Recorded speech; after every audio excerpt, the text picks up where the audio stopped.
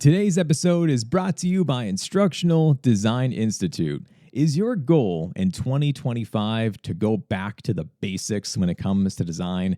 If yes, then our fundamentals course is right for you. This is a type of a 7-week learning experience where we cover everything as far as from andragogy analysis, backward design, Gen AI, UDL, evaluation methods, you name it, we go through essentially every type of component that makes up what it means to create a meaningful, relevant, and interesting type of learning experience. And the best part about this course by far is that you don't go through the course alone. It's a cohort type of a based model, so you're going to be thinking together, sharing, collaborating. The whole focus and the point of everything is to learn from others, and that comes from the breakout rooms, the discussions, and everything else of a sort. And throughout the past 6 cohorts, we've had pretty much everyone take this course, from teachers to professors to deans to, of course, instructional designers, and any other role you can basically think of within the educational sphere. All folks are welcome on in to partake inside of this course. So whether your goal is to be able to advance in your career, whether it's to be able to walk away with a type of a portfolio, or just to be able to learn the skills that are going to apply immediately into your workplace, that's what this course is all about. And the official last day to sign up for the course is Wednesday, March 5th. That is going to be our first live session. So go down below inside of the show notes, apply today. Can't wait to see you there. And now, let's start the show. Hello, learning nerds, and welcome on in to the nerdiest podcast that you're going to hear today. I'm your host. My name is Dr. Luke Hobson. I'm an assistant director of instructional design, an author, blogger, podcaster, and instructor. And my purpose is to be able to help you learn more about instructional design, about teaching, and about learning. And you can find all of the fabulous resources that I have for you over at drlukehobson.com. So, rhetorical question for you. Have you ever tried to learn a new language? I know that I have, and I've taken 4 years of Spanish, and all that I really remember is how to be able to say, "Donde está la biblioteca?" Not very useful for the real world. What if there was a different way? Instead of thinking about trying to be able to perfectly match up word for word, direct translations and definitions, well, today's guest is going to share with you a different approach. I'm going to assume it's something that you haven't heard of before, and when she recently wrote to me saying that her and her colleagues have conducted this research, which has been labeled as the 4C ID for foreign language communication teaching, I was reading her white paper, and I was just like, this is fascinating. And I'm diving into this more. And the purpose of the study that her and her colleagues conducted was to be able to investigate the effectiveness of a specialized instructional approach that combines empathetic listening and culturally nuanced communication skills to enhance students' preparedness for real-life cross-cultural interactions. So once again, not just thinking about learning from a textbook around definitions, but if you were thrusted into the world of a different type of a language, trying to be able to figure out what is actually going to best serve people, and talking, of course, more about the study from an instructional design perspective, from a teaching perspective. It was really interesting. And the instructional design model that she used, by the way, is something that I've never heard of before. I was just like, what are the chances of being able to learn a new instructional design model with also talking to about trying to be more effective from teaching foreign languages? So an absolutely fascinating episode for you today. So I don't want to waste any more time, and I'm going to welcome in our guest. Here is the one and the only Dr. Anna Lebedinets. Anna, welcome to the podcast. Thank you for having me here. Of course. It is my pleasure. And once again, I am so glad that we found a time zone that works for the both of us to be able to do, because when you were inside of the course for Instructional Design Institute and you were joining in every single time at 4 a.m., I was like, I don't know how she's doing this, but like, hats off to you for not just even showing up, but even like participating and actively working hard and everything. So all the credit in the world to you for being able to do that so early in the morning, by the way. Just had to throw that out there before we started. But Anna, for those who don't know who you are, can you just introduce yourself to the audience and tell us a bit more about who you are and what is it that you do? Yeah, thank you. And your course was just amazing. One of the best in my life. So yeah, it was an amazing. I'll take it. Even with 4 a.m. lessons for me. Yeah, I'm a cognitive researcher working both in academia and the edtech industry. I'm an analyst and instructional designer at Step by Step, a company that creates individualized learning paths for children based on a wide range of personal data. I also provide research consultations at National Research University Higher School of Economics. And this year, I'm developing and teaching my own university course on language teaching, which will launch in September. Hey, awesome. Congratulations. That's fantastic. Thank you. Very cool. So our whole episode today, Anna, is around foreign language communication teaching. And I'm going to do my best to make sure that I'm not messing up any of these words in this type of order for everything. But when you sent out your research and saying that you want to talk more about it on the show, I absolutely was just like, yes, I would love to learn more, because I don't know really anything about how we teach foreign languages, what are the best approaches and everything. And all that I keep on thinking about is going back to school when I took like 4 years of Spanish.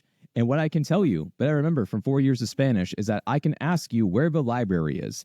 That's about it. So clearly, there's some disconnect around how, at least back when I went to school, for trying to be able to use a language in the real world and not just trying to memorize things again and again and again, but for trying to think about the context, the culture, and everything beyond that. Like, that is obviously very important when it comes to being able to learn a language properly. In your opinion, as the expert, what do you think is really this issue around the entire topic of trying to be able to learn a new language?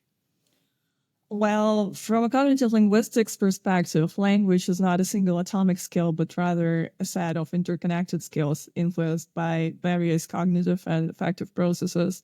While language learning doesn't produce the desired results, many factors could be at play. And in case of the US, unlike many European countries with national rules for learning foreign languages, the US has no national standard, right? And that alone might make a big difference.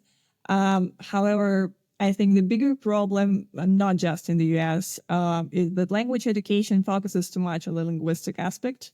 The thing is, communication isn't just about language, right? It's shaped by culture, emotions, nonverbal cues, and social norms. Research in cross-cultural psychology shows that different communities not only speak different languages, but also express emotions differently, follow different social rules, and apply norms in their own ways. And emotions are key. They shape how we connect with others and interpret social situations. However, these aspects of communication are rarely taught systematically in language education. I think that most educators would agree that culture is important in language learning, but it's often added randomly. Just small notes here and there without practice or assessment, or sometimes students take a separate theoretical course which gives them a foundation but doesn't really help in real conversations. So I work to change that in my teaching by designing lessons where students don't just learn about cultural behaviors, they practice them.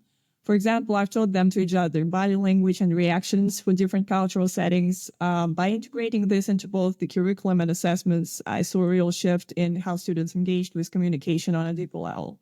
So before we dive in deeper of everything, I'd like to understand more about the history of teaching languages, because really, once again, I don't know so much about this area at all.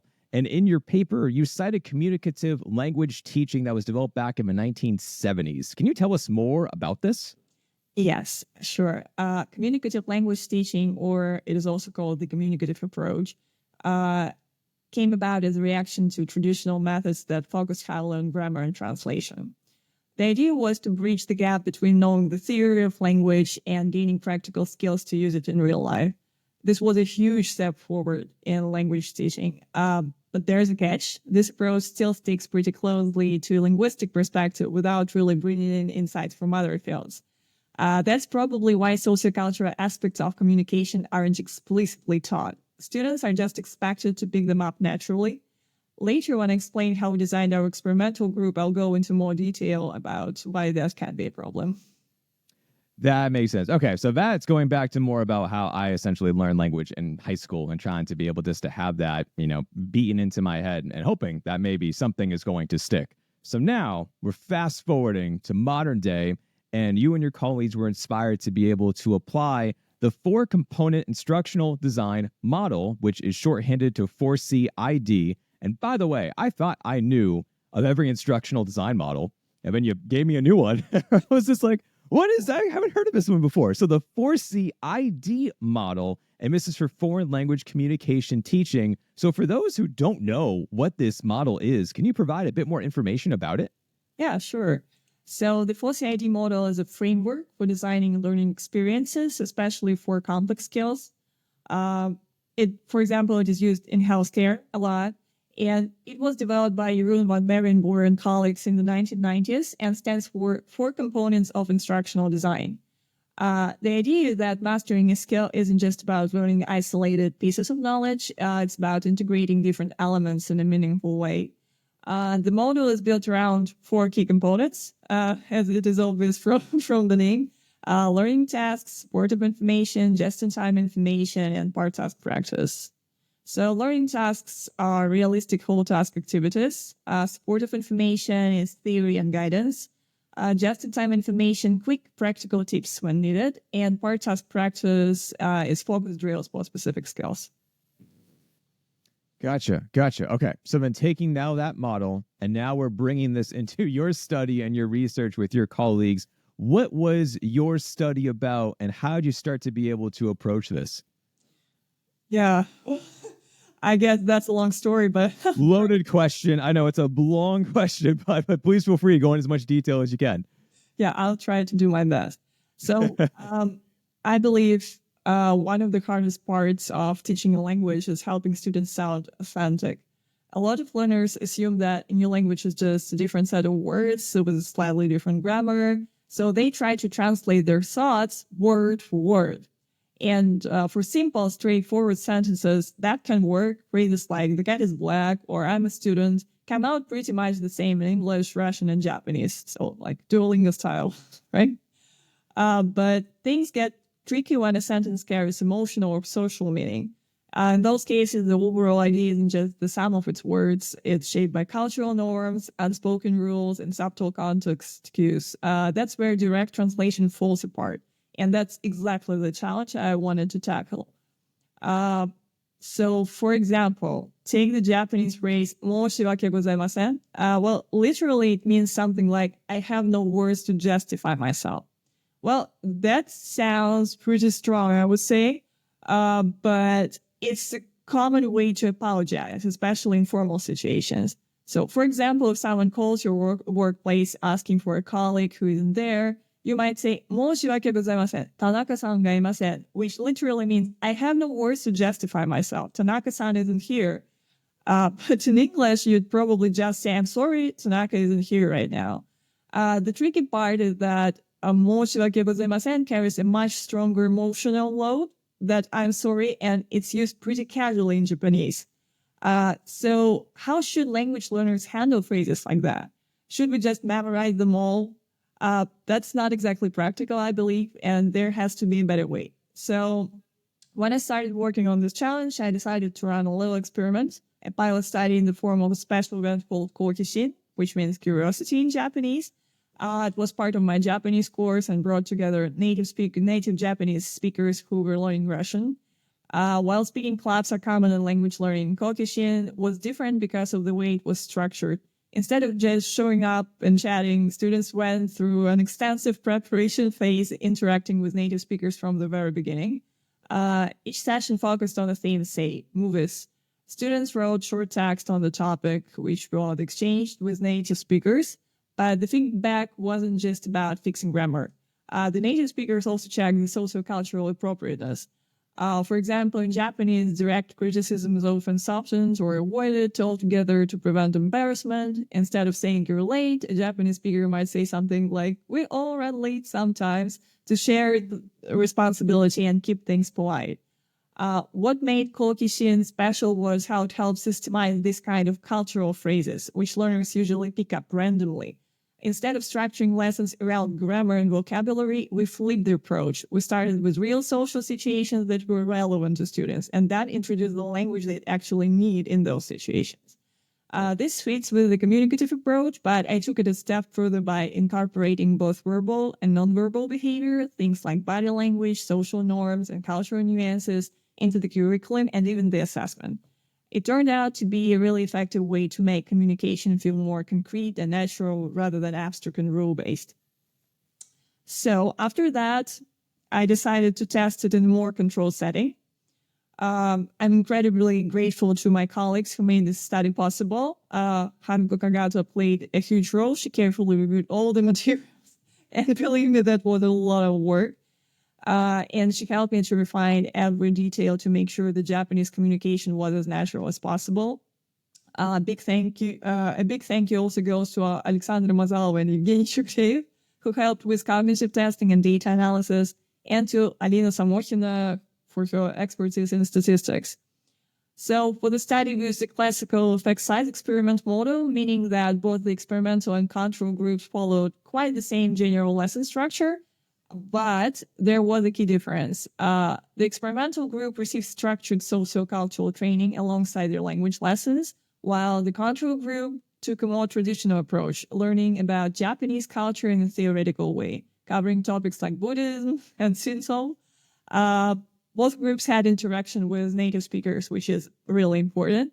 So everyone got real-life exposure to Japanese communication. But the results made something very clear. Just talking to native speakers wasn't enough. A structured approach was necessary, after all. At first, I wondered if simple immersion, just being exposed to the language and culture, would be enough for students to pick up things like body language and social norms. But the experiment showed that students who received systematic instruction performed significantly better in sociocultural competence. This highlights an important issue with both the communicative approach and language immersion. While some students naturally pick up cultural nuances, others don't. And as educators, our job is to make sure everyone learns, not just the ones who intuitively grasp these subtleties.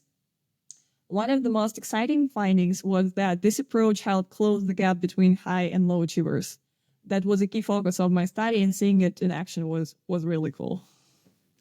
Interesting. Okay, you said a lot, so thank you for that, which I know was the question of tell me about your study, and you're like, here's the 30 pages I wrote, Luke, which is that could have been phrased better. But I want to unpack a couple of things too, because there was some questions that came up as you were speaking about this. The first, it sounds like you had colleagues who were fluent in Japanese, so that became the topic. But how did you pick Japanese? Because when I was thinking about what is a type of a language that people from the outside looking in don't understand about, from the culture, the norms, everything else of the sort, I can't think of a more different language than Japanese, because that's the one that's built on respect. All the sayings that you were just mentioning about too, where it sounds is severe, but there's not a right equivalent for it in the English language. And even when it comes to bowing and signs of respect and I tried learning Japanese, by the way, which is why I thought this is so fascinating. Where it's just I tried this and it's just so different. The kanji, everything, it's everything is so different. So why Japanese? I want to start there. Yeah, so that was the reason I've chosen Japanese. The thing you said, it's completely different from the European languages.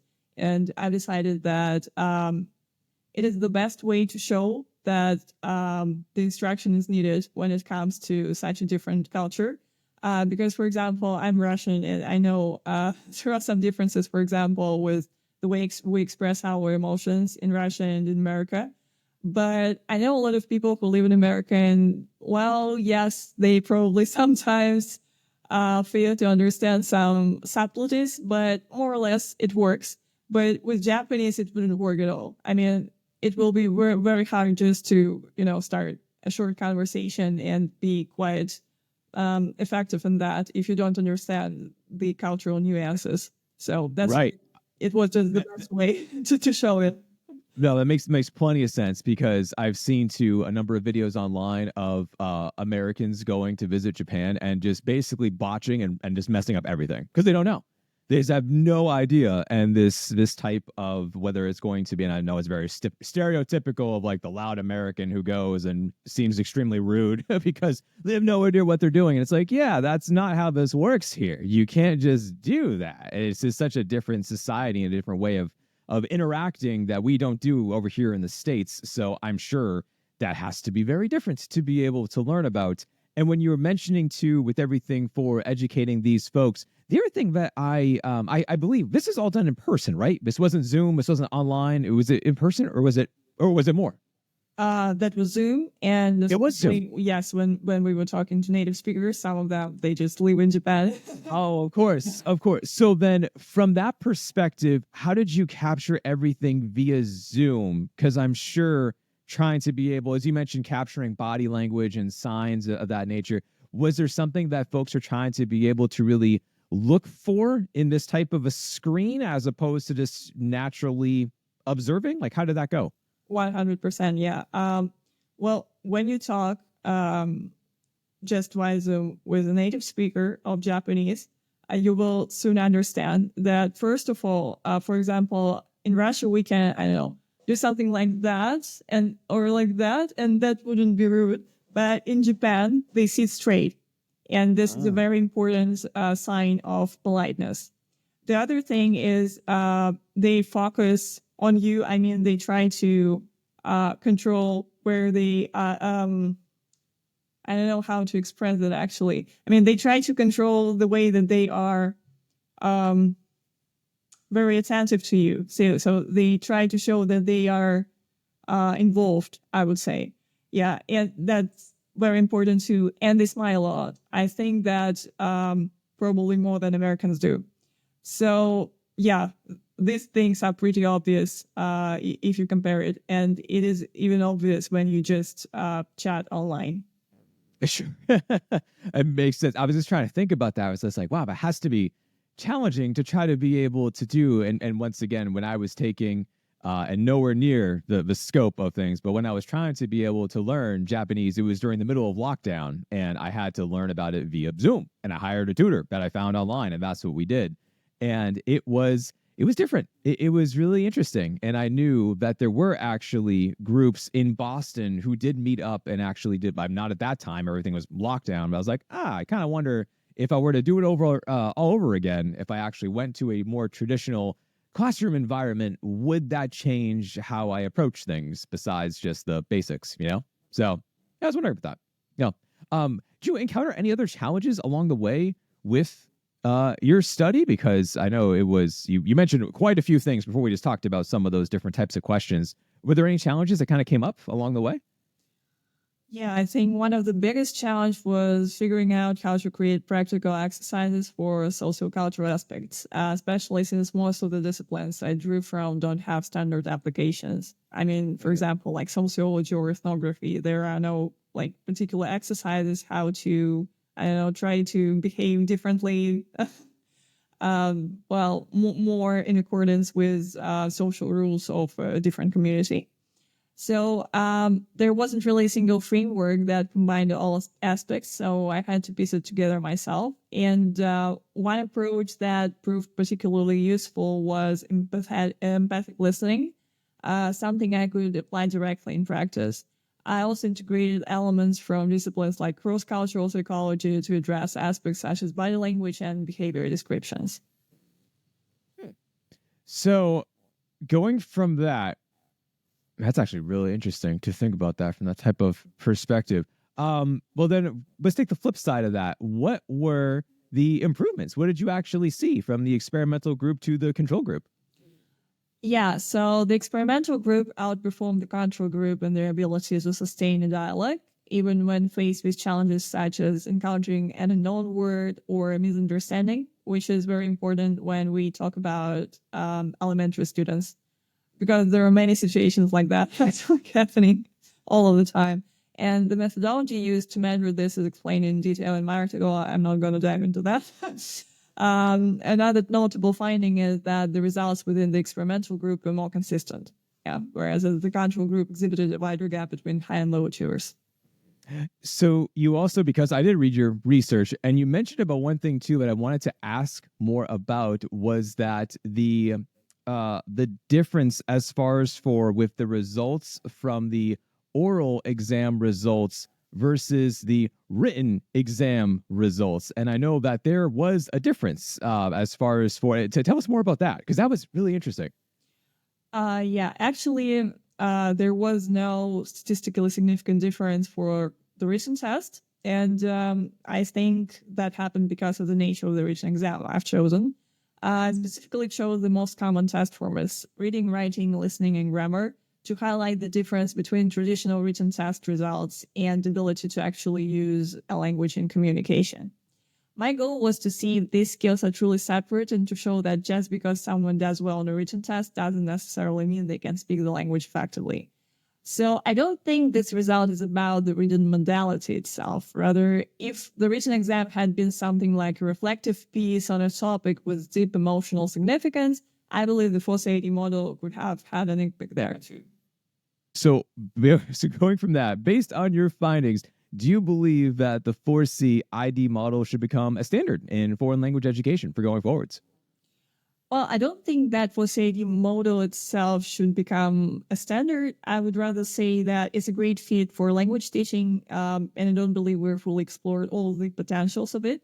In my research, I want to emphasize, however, the need for a multidisciplinary or even better transdisciplinary theoretical framework for communication.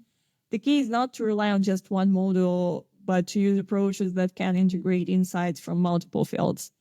Any model that has the capacity to bring different areas of knowledge together would be a strong candidate. Sure. Would you, if you were, and I didn't ask you this question before from what I sent over, but if you were to go back and do it all over, would you pick a different model?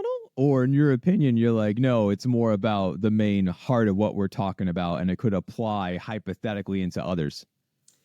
Well, I think I wouldn't change the model for this experiment, but when I think about applying it for example, other age groups or something like that, I think that probably some other models can be a good candidate as well.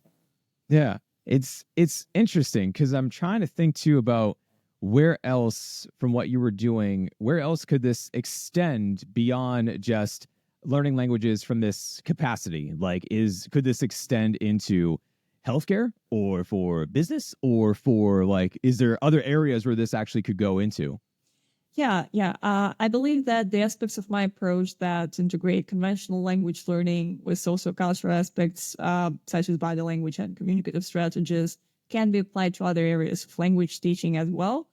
I think that the structure of this instructional model is highly adaptable to other languages and settings. It's more about adjusting the content rather than the method itself. Take healthcare, for example. If we're teaching language to help professionals communicate with patients, the course content needs to include medical terminology along with language structures that match the appropriate tone of voice, right? And since this is a formal setting, we also need to teach culturally appropriate professional behavior. So instead of focusing on how people interact at social gatherings, we emphasize how to maintain professionalism even when the patient is feeling overwhelmed with emotions, which happen in healthcare. So yeah, I think yes. That makes a lot of sense to me as far as for that goes.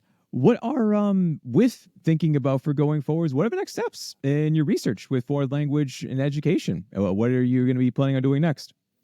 Yeah, there are a few directions I'm exploring right now. So first, I'm developing a test to evaluate sociocultural skills independently of language proficiency, aiming to monitor students' progress in cross-cultural psychology. And second, I'm open to collaborations to adapt this methodology for different contexts, whether it's different languages, settings, language learning goals, or age groups.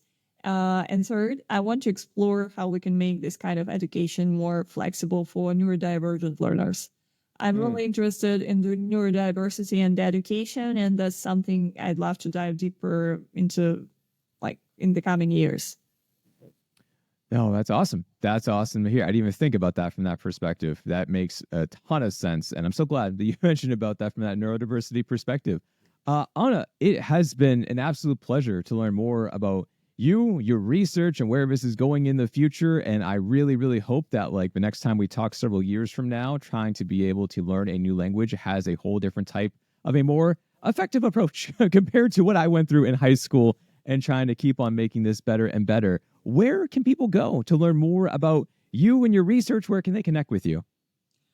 Well, I think that I can send you the link so you can add it somewhere in the description.